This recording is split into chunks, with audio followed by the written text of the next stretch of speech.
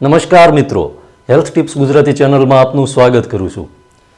મિત્રો, શિયાળાની ઋતુ ચાલુ છે અને શિયાળાની ઋતુનો શ્રેષ્ઠ ખોરાક આ 10 પ્રકારની વસ્તુ છે. આ વસ્તુનું તો શિયાળામાં સેવન કરવું જ જોઈએ. ભલે દૈનિક એટલે કે નિત્ય ન કરી શકીએ, પરંતુ આનું અમુક દિવસોના અંતરે પણ આનું સેવન એટલે કે આને ખોરાકમાં આનો ઉપયોગ અવશ્ય કરવો જોઈએ. જેમાં આ દરેક વસ્તુ છે એની અંદર ભરપૂર ઉર્જા રહેલી છે, જે શિયાળાની ઋતુમાં શરીરને અનેક રીતે ફાયદો કરે છે. એમાં એક છે મિત્રો ખજૂર. ખજૂર છે આમ તો 12 માસ ખાઈ શકાય છે, પરંતુ શિયાળામાં એનું વિશેષ મહત્ત્વ છે એનું સેવન કરવાનું. કેમ કે ખજૂરની અંદર અનેક પ્રકારના એવા પોષક તત્વો છે જે શરીરને ખૂબ ફાયદો કરે છે. એ સિવાય જે લોકોના શરીરમાં કમજોરી રહેતી હોય, જે લોકોના શરીરમાં જેમને શિયાળામાં વધારે દુખાવાની સમસ્યા રહેતી હોય, સાંધાના દુખાવા હોય કે અન્ય દુખાવા, તો આવા લોકોને ખજૂર ખૂબ જ ઉપયોગી સાબિત થાય છે.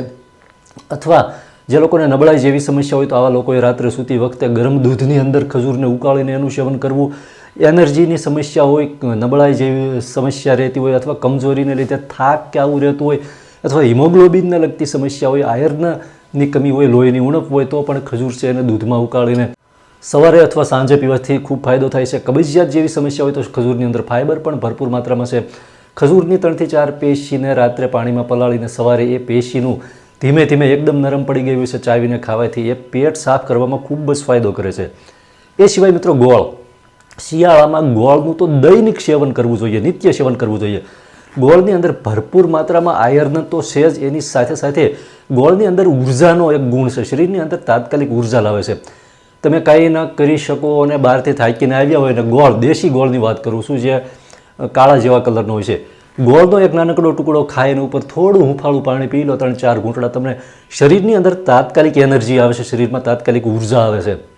એ સિવાય જે લોકોને વધારે ઠંડી લાગવાની સમસ્યા હોય તો આવા લોકોને પણ ગોળ ખૂબ જ ઉપયોગી છે. એ સિવાય ગોળ છે પાચન ક્રિયા પણ વધારે મજબૂત બનાવે છે, પાચનને વધારે તેજ બનાવે છે, જેના લીધે પેટની સમસ્યાઓ દૂર થાય છે.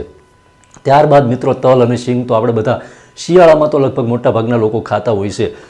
તલ અને શીંગ છે એની અંદર અનેક પ્રકારના પોષક તત્વોની સાથે સાથે ભરપૂર માત્રામાં વિટામિન્સ અને ખનિજ તત્વો છુપાયેલા છે. એની અંદર એમિનો એસિડ છે, એની અંદર જે પોષક તત્વો છે જે હૃદય માટે ખૂબ જ ઉપકારી છે. જે લોકોને હાર્ટને લગતી કોઈ પણ સમસ્યા હોય તો આવા લોકોએ તલ અને શીંગનું સેવન અવશ્ય કરવું જોઈએ.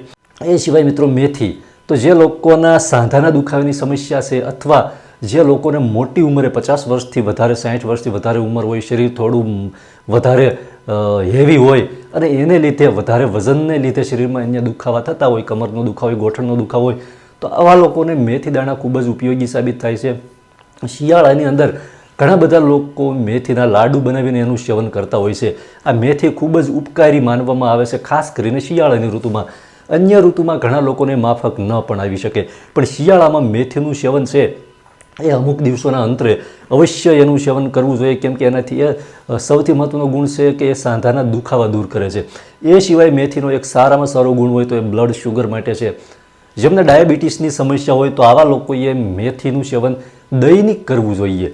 અથવા જે લોકોને વારંવાર નસ ચડી જતી હોય, નસ પર નસ ચડી જતી હોય, કે કોઈ રગ દબાતી હોય દેશી ભાષામાં, કે અથવા જે ડોક ગરદનની અંદર વારંવાર નસ ચડી જતી હોય, તો આવા લોકોએ મેથી દાણા છે સાંજે પલાળીને 30 કે 35 દાણા જેટલા સાંજે પલાળી એક વાટકીની અંદર પાણીમાં સવારે મેથી દાણા ચાવી જવાના છે અને એ પાણી છે એની ઉપર પી લેવાનું છે.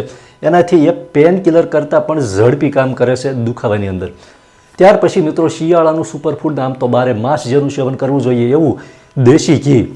અને એમાં પણ જ્યારે દેશી ગાયનું ઘી હોય ને ત્યારે એની વાત જ ન કરો મિત્રો. કેમ કે આ જે દેશી ગાયનું ઘી છે એ અનેક પ્રકારની હજારો રૂપિયાની દવા કરતાં પણ કારગર સાબિત થાય છે. દેશી ઘી છે જે લોકોને પેટની સમસ્યા રહેતી હોય અથવા કબજિયાત જેવી રહેતી હોય, સવારે પેટ સાફ થવામાં વાર લાગતી હોય, તો રાત્રે સૂતી વખતે 1 ચમચી દેશી ગાયનું ઘી ગરમ દૂધમાં નાખી અને પી જવાનું છે. દૂધ ન ખાતા હોય તો આને પાણીમાં પણ પી શકાય છે. ઘણા બધા પુસ્તકોમાં એનો સરસ પ્રયોગ છે કે આને ગરમ પાણીમાં રાત્રે સૂતી વખતે ઘી પીવાથી પણ સવારે પેટ અને ઝાડો એકદમ સાફ આવે છે મિત્રો. એ સિવાય દેશી ઘી શિયાળાનું સૌથી પાવરફુલ અને શક્તિશાળી ઔષધિ માનવામાં આવે છે. દેશી ઘી એ માત્ર ખોરાક નથી, પણ એક પ્રકારની આયુર્વેદની ઔષધિ છે જે અનેક પ્રકારની બીમારીઓમાં, હૃદયથી લઈ માથાના વાળથી લઈને પગની પાની સુધી ઘણા બધા રોગોમાં દેશી ઘી દવા જેવું કામ કરે છે મિત્રો. એ સિવાય શિયાળાના જે ફળની વાત કરું તો મિત્રો આંબળા. સૌથી શક્તિશાળી અને સૌથી પાવરફુલ ફ્રૂટ હોય ને તો એ છે આમળા. શિયાળામાં તમે ઠેર ઠેર જોયા જ હશે, પછી શિયાળો જાય એટલે તરત આમળા તમને ક્યાંય જોવા પણ નહીં મળે. એટલે આમળા છે જેની અંદર એમ કહેવાય કે વિટામિન સીનો ઢગલો છે. આમળાનું સેવન કરવું જોઈએ. આમળા એક જ એવું ફળ છે જે ખાટું હોવા છતાં અનેક પ્રકારના ફળો જે ખાટા ફળો હોય અને અમુક ફૂડ સાથે ન ખાઈ શકતા હોય, પરંતુ આમળા એક એવું ફળ છે જે ખાટું હોવા છતાં દરેક ફૂડ સાથે ખાઈ શકાય છે. આમળાની અંદર ભરપૂર માત્રામાં ફાઇબર છે જે પેટને લગતી સમસ્યાઓ દૂર કરે છે. આમળા અને મધ, આમળાનો રસ અને મધને સરખી માત્રામાં 1 ચમચી મિશ્રણ દરરોજ 1 વખત ખાવામાં આવે તો પેટને લગતી દરેક સમસ્યા દૂર કરે છે. સાથે સાથે પાચન તંત્ર અતિ મજબૂત બનાવે છે. એટલે ભવિષ્યમાં પણ આમળાનું શિયાળામાં ભરપૂર સેવન કર્યું હોય તો એમ કહેવામાં આવે છે કે આખા વર્ષ સુધી પેટની કોઈ સમસ્યા થતી નથી અને શરીર મજબૂત રહે છે. એ સિવાય સંતરા પણ અત્યારે ભરપૂર, અત્યારે આ બંને ફળ છે એ સિઝનલ ફળ છે. સંતરા પણ અત્યારે જોવા મળશે ઠેર ઠેર તમને. સંતરા છે એ હાર્ટ માટે ખૂબ જ ઉપયોગી માનવામાં આવે છે. ખૂબ જ સારા એવા ફાયદા કરે છે. ખાસ કરીને બ્લડ પ્રેશરની સમસ્યા જે લોકોને રહેતી હોય તો સંતરા છે એનો સૌથી સારો ગુણ એ છે કે બ્લડ પ્રેશરને નિયંત્રણમાં રાખે છે. એ સિવાય સંતરા મૂળ સુધારવાનું કામ કરે છે. સંતરાની ખાલી છાલ એની તમે ઘરમાં રાખશો એટલે એની જે કુદરતી અને નેચરલી સુગંધ આવે છે એ આખા ઘરનું વાતાવરણ પોઝિટિવ બનાવે છે. આપણું માઇન્ડની અંદર નેગેટિવ ઉર્જા દૂર કરે છે સંતરા. એટલે એ રીતે સંતરા ખૂબ ઉપયોગી છે. ત્યાર પછી મિત્રો મધ જે છે આ પણ 12 માસ સેવન કરી શકાય છે, પણ ઘણા લોકોની પ્રકૃતિ એવી હોય તો ગરમીની ઋતુમાં સેવન ન કરી શકે એ લોકો પણ શિયાળામાં મધનું સેવન અવશ્ય કરવું જોઈએ. મધ છે એ એન્ટીઓક્સિડન્ટ ગુણોથી ભરપૂર છે મિત્રો, અને એ પાચનને મજબૂત કરવાની સાથે સાથે શરીરની અંદર એનર્જી લાવે છે. તાત્કાલિક એનર્જી લાવવામાં મધ ખૂબ જ ઉપયોગી છે. એ સિવાય જાતિ કમજોરી કે જાતિ નબળાઈ હોય તો આવા લોકો માટે મધ છે એ અક્ષીર દેશી દવા સાબિત થાય છે. એ સિવાય મિત્રો સૌથી મહત્ત્વની વાત કરી દઉં તો દહીં. શિયાળામાં પણ દહીંનું સેવન વધારે કરવું જોઈએ, અને દહીંનું સેવન બની શકે એટલું બપોર પહેલાંના સમયમાં વધારે દહીં છે એ ખાવું જોઈએ. શિયાળામાં ઘણા લોકોને એવો વિચાર આવે કે દહીં તો ઉનાળામાં ખાવું જોઈએ, ઠંડક આપે. દહીંની તાસીર છે એ આયુર્વેદ પ્રમાણે દહીં છે એની તાસીર ઉષ્ણ છે. ઉષ્ણ એટલે ગરમ છે. ઘણા લોકોના મનમાં એવો વહેમ છે કે દહીં છે ઠંડુ છે, પરંતુ દહીં છે ગરમ છે, અને દહીં ખાવાના ફાયદા ઉનાળામાં જે થતા હોય છે એની કરતાં એના ફાયદા શિયાળામાં દહીં ખાવાથી એના ફાયદા ઘણા બધા વધારે થાય છે.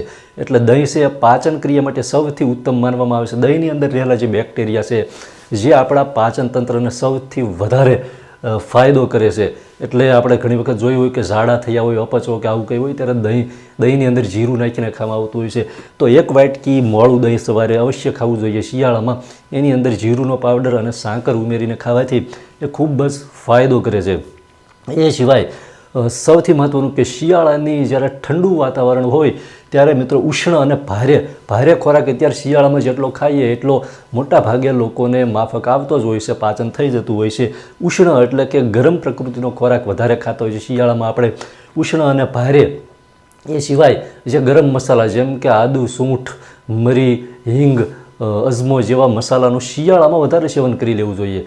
કેમ કે મિત્રો શિયાળામાં ઠંડા વાતાવરણને કારણે બીજું એ કે આપણા શરીરની પાચન શક્તિ પણ, પેટની પાચન શક્તિ પણ શિયાળામાં વધારે એક્ટિવ હોય છે. એટલે ભારે ખોરાક ખાવાથી પણ વધારે તકલીફ થતી નથી. આ જે શિયાળાના જે બધા જ ખોરાક, જે 10 પ્રકારના ખોરાક છે, આ ખોરાક જે માણસની આપણી શરીરની પ્રકૃતિ હોય એ પ્રમાણે એ વધારે ફાયદો કરતા હોય છે. પણ શિયાળામાં મોટા ભાગે આ જે ખોરાક છે બધાને ફાયદો જ કરે છે. ગરમીની ઋતુ ચાલુ થાય, ઉનાળાની ઋતુ ચાલુ થાય એટલે આમાંના મોટા ભાગના ફૂડ છે એ જે લોકોના શરીરની પિત્ત પ્રકૃતિ હોય તો આવા લોકોને માફક નથી આવતા. કેમ કે એ લોકોના શરીરમાં ગરમીનું પ્રમાણ વધારે હોય, પિત્ત વધારે હોય, તો આમાં મોટા ભાગના ખોરાક ન ખાઈ શકે. એટલે શિયાળો એવી ઋતુ છે કે શિયાળામાં આ વસ્તુનું સેવન કરવું જોઈએ. બાકી પછી આનું સેવન કરવાથી ઘણા લોકોને એ માફક નથી આવતું, એટલે એના ફાયદા છે એનાથી ઘણી વખત એના ફાયદા ઓછા મળતા હોય છે. એટલે શિયાળામાં એનું સેવન કરી લીધું હોય તો આપણા શરીરને એના ફાયદા અવશ્ય મળે છે મિત્રો. ખૂબ ખૂબ આભાર. જય માતાજી.